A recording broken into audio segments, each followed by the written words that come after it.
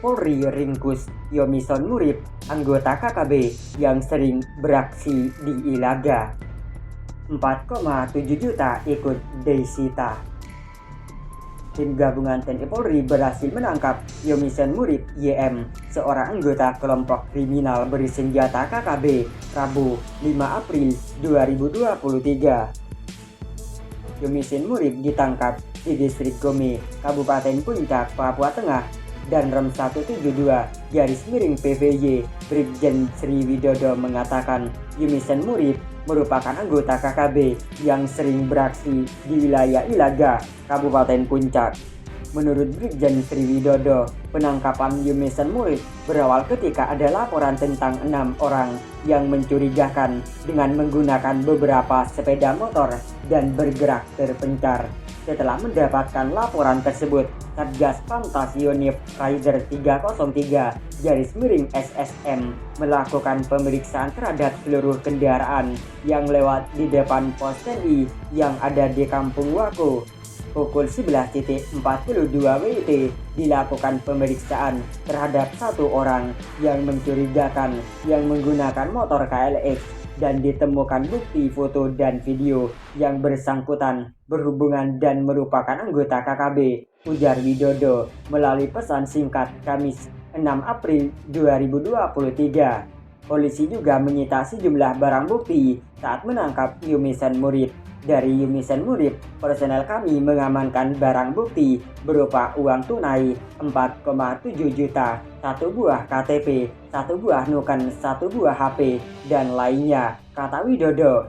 Kepala Operasi Damai Kartens, Kombes Faizal Ramadhani mengungkapkan Yomison Murib sudah berada di Polres Puncak untuk diperiksa. Faizal memastikan Yomison Murib sudah masuk dalam salah satu daftar pencarian orang DPO dan memiliki beberapa catatan kejahatan.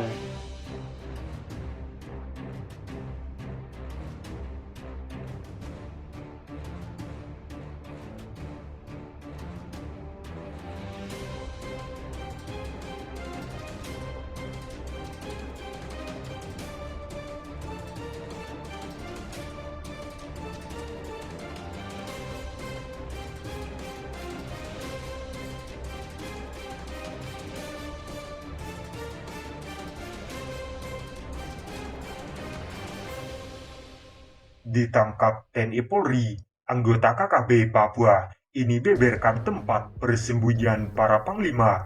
Ini faktanya. Sampai saat ini, kelompok kriminal bersenjata di Papua terus dikejar oleh prajurit TNI Polri. Ini terpaksa dilakukan karena kelompok separatis tersebut melakukan berbagai tindakan anarkis yang mengancam persatuan dan kesatuan NKRI. Oleh karena itu, KKB Papua dicap sebagai kelompok separatis dan kini dilabelkan sebagai kelompok teroris yang harus dibasmi dari tanah pertiwi Indonesia. Atas label itulah prajurit Joko Widodo melalui Panglima TNI telah menerjunkan prajurit TNI Polri yang tergabung dalam Satgas Operasi Newangkawi untuk memburu KKB Papua. Tak hanya itu, Panglima TNI juga telah mengerahkan pasukan khusus pun untuk menangkap komplotan KKB Papua. Pasukan khusus yang telah diterjunkan dan kini sedang beroperasi di Papua adalah pasukan setan dan pasukan macan kumbang. Kehadiran Satgas Newangkawi itu memperlihatkan progres yang nyata. Sejumlah anggota KKB Papua telah menyerahkan diri, bahkan yang lainnya dilumpuhkan dan ada yang terpaksa ditembak mati karena melakukan penyerangan kepada prajurit TNI Polri. Baru-baru ini, Satgas Operasi Newangkawi juga berhasil menangkap anggota KKB Papua dalam sebuah operasi pengamanan di wilayah tersebut. Usai ditangkap, anggota KKB Papua itu pun langsung membeberkan tempat-tempat persembunyian para panglima KKB Papua yang memimpin pergerakan tersebut. Tak sebatas itu, anggota KKB Papua itu pun mengungkapkan kekuatan kelompok separatis yang selama ini meresahkan warga Papua dan pemerintah Indonesia. Olehnya, Satgas Newangkawi langsung meningkatkan pengejaran target guna mempersempit ruang gerak kelompok kriminal bersenjata KKB Papua di bawah pimpinan Lakega Telenggen. Menurut laporan Tribunnews Senin, 3 anak buah Lakagat Lenggen sudah ada yang menyerahkan diri. Selain itu, ketiga anggota KKB Papua itu kemudian membocorkan strategi perang mereka. Dikatakan 3 orang tersebut berinisial YAW 34 tahun, MM 17 tahun, dan UM 41 tahun. Mereka menyerahkan diri kepada aparat TNI Satgas Yonif 715 MTL saat melakukan patroli keamanan Kampung Tanah Merah Sabtu. Kemudian setelah dibekuk TNI Polri, ketiga anggota KKB Papua ini bocorkan rencana mereka untuk berperang dengan Indonesia. Kelompoknya disebut sudah menyusun rencana melawan TNI Polri dan untuk bertahan hidup. Pemimpin mereka Lakagat Lenggen membaginya kelompok dengan tugas-tugas berbeda. Menurut Kapen Kogab Pilham 3, Kolonel CGI IGN Suristiawa menjelaskan berdasarkan pengakuan dari ketiganya, mereka memiliki tugas masing-masing untuk menyukseskan strategi mereka. Misalnya YAW masuk dalam kelompok penyerangan, pernah terlibat dalam perang di Tambangpura tahun 2017-2019.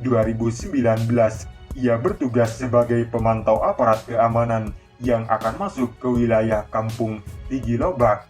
Kemudian MM sebagai pencari logistik dan dana dari masyarakat, sedangkan UM sebagai pendamping YAW dan MM yang melaksanakan tugas.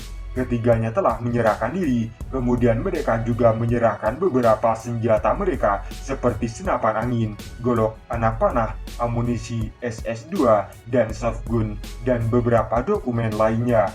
Saat ini ketiga anggota KKB dan barang bukti sudah diserahkan ke Satgas Nemangkawi Polri untuk pemeriksaan dan proses lanjut, katanya.